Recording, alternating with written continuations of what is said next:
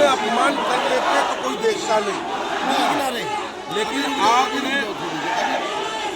आपने उच्च सदन में उन महान विभूति के खिलाफ अब शब्दों का इस्तेमाल किया है, उन महान विभूति के खिलाफ अब शब्दों का इस्तेमाल किया है जिनकी वजह से हम हिंदुस्तानी एक होकर के देश की प्रगति में महत्वपूर्ण भूमिका निभाते हैं।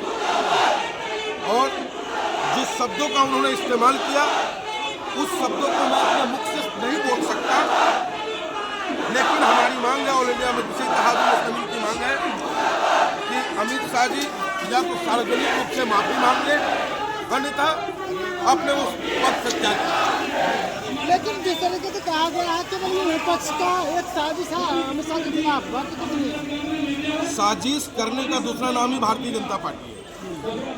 जनता जब भी भाजपा की तरफ मुंह उठा करके देखता है कि हमारे लिए कुछ कर रहे हैं कि नहीं कर रहे हैं, एक नया बम फोड़ने का काम करते हैं। चाहे वो कभी संभल में मंदिर के नीचे, मस्जिद के नीचे मंदिर ढूंढने की बात हो, चाहे वो बांग्लादेश के ऊपर आज भी व्यापार चल रहा है इनका, लेकिन कोई कार्रवाई नहीं हो पा रही है इनसे। ये हर जगह फ्लॉप है। किसान आज भी सड़कों पे है, नौजवान सड़कों पे है, छात्र सड़कों पे है, बेरोजगारी का आलम है। इन तमाम मुद्दों से भटका करके देश को ये कभी देश के महान विभूति को अपमानित करने का काम करते हैं और कभी लोगों की भावनाओं को उसके साथ करने का काम। लेकिन एमआईएम की बात की जाए तो एमआईएम के बड़े नेता पर जो गृह मंत्री उनका अपमान करने के खिलाफ भी एफआईआर हुई है। ये तानाशाही है। आपके माध्यम से मैं मांग करता हूँ महामहिम राष्ट्रपति महोदय से कि महाराष्ट्र के प्रदेश अध्यक्ष पूर्व सांसद इम्तियाज जलील साहब ने जो किया वो जायज था, क्योंकि बाबा साहब का अपमान का मतलब है कि हिंदुस्तान का अपमान हो जाना, और बाबा साहब का अपमान हिंदुस्तान नहीं सहेगा। जो इम्तियाज जलील साहब ने किया या कार्यकर्ताओं ने किया वहाँ महाराष्ट्र की धरती पे वो जायज था। मुकदमा होना, गृह मंत्री को जूतों की माला में कह सकते हैं। गृह मंत्री का संविधान निर्माता को अपमानित करेंगे? आज भी हम गृह मंत्री को माननीय गृह मंत्री कह रहे हैं और वो तानाशाही करेंगे, मुकदमा दर्ज करा करके लोगों की आवाज को दबाने का प्रयास करेंगे। जूते पहनने के लायक काम करा उसने। लोगों के भावनाओं को वो पुलिस के दम पर कुचलना चाहते हैं, लेकिन उन्हें ये याद रहना चाहिए कि हिंदुस्तान है, हिंदुस्तान का बेटा रखनी चाहिए। एमआईएम सदैव संविधान का सम्मान किया, संविधान के तहत ही अपने कार्य को किया है। और जो व्यक्ति उस महान विभूति के खिलाफ बोला, क्या वो उस कुर्सी पर बैठने के लायक है? मैं आपसे पूछना चाहता हूँ। लेकिन आपत्तिजनक जो तस्वीर सामने है उसके खिलाफ एफआईआर हुई है। कोई आपत्तिजनक नहीं है, वो आक्रोश है, वो हिंदुस्तान की आवाम की आक्रोश है। और जो अमित शाह जी ने कहा है उस शब्द को हिंदुस्तान की आवाम बिल्कुल स्वीकार नहीं करता है। आप लोग बाबा साहब के नाम पर केवल राजनीति कर रहे हैं। बाबा साहब के नाम पर राजनीति अगर कोई करता है तो वो कांग्रेस है। बाबा साहब के नाम पे कोई राजनीति करता है तो वो भारतीय जनता पार्टी है।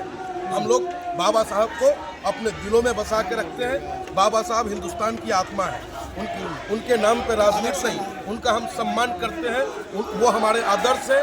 आज अगर स्वर्ग की वो बात करते हैं, कोई भी नेता अगर बाबा साहब के दिए संविधान को इम्प्लीमेंट कर दे, धरातल पे उतार दे, तो हमारा देश स्वतः ही स्वर्ग हो जाएगा और इस स्वर्ग को छोड़कर जाने की किसी की आवश्यकता नहीं पड़ेगी। चलिए बने रहिए सर। आप भी अम्बेडकर जी की मूर्ति लेकर रख रहे हैं, क्या लग रहा है कि केवल अपने फायदे के लिए बाबा साहब का इस्तेमाल किया जा रहा है? दरअसल मैं आपको बात बताऊँ, सबसे पहले जय भीम जय भीम।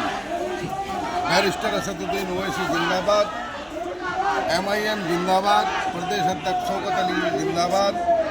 और मैं बैरिस्टर असदुद्दीन ओवैसी जी के आदेश पर, प्रदेश अध्यक्ष शौकत अली जी के आदेश पर मैं आप लोगों को बता देना चाहता हूं कि जिला गाजियाबाद के जो जनता है, जो सौर समाज है, और बल्कि पूरा हिंदुस्तान बाबा भीमराव अंबेडकर जी को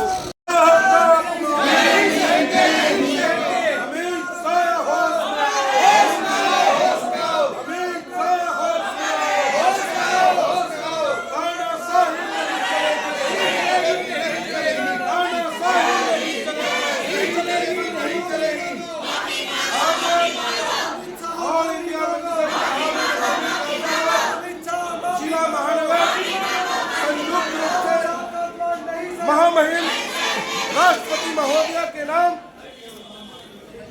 ज्ञापन जिलाधिकारी महोदय गाजियाबाद के द्वारा ज्ञापन सौंपने आया है और इस ज्ञापन में एक ही मांग है कि यह हिंदुस्तान अगर चलेगा तो संविधान से। जिन शब्दों का इस्तेमाल बाबा साहब के लिए माननीय गृह मंत्री अमित शाह जी ने किया है, वो शब्द माफी के काबिल नहीं है। उन्होंने जो कहा, अरे राम राम करने से स्वर्ग मिलता तो देश हमारा गुलाम नहीं होता। देश की आजादी के लिए देश के रणवा कुबरों ने अपने प्राणों की आहुति दी।